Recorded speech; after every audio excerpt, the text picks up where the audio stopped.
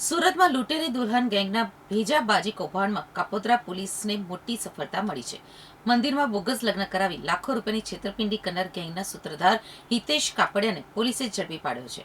આરોપીએ મહિલાઓની મદદથી નકલી લગ્ન ગોઠવી એક યુવક પાસેથી ₹17.20 લાખ પડાવ્યા હોવાનું સામે આવ્યું છે.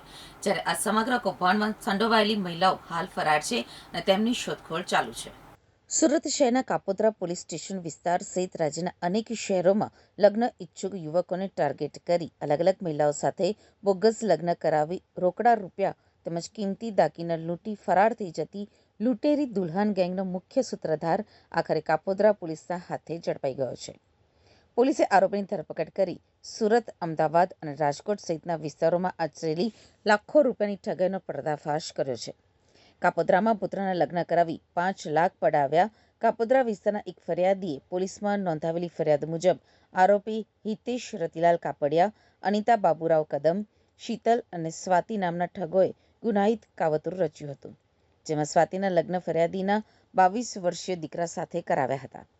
લગ્ન માટે સામાન તથા ઘરેણાંનો ₹2.80 લાખનો ખર્ચ કરાવી અને રોકડા ₹2.20 લાખ મળીને કુલ 5 લાખની મત્તા પચાવી પાડી સ્વાતિ તથા ગેંગના સભ્યો એક મહિનામાં ફરાર થઈ ગયા હતા. આ મામલે કાપોદ્રા પોલીસ સ્ટેશનમાં BNSની કલમ 318/14 અને 61(2) હેઠળ ગુનો નોંધાયો હતો.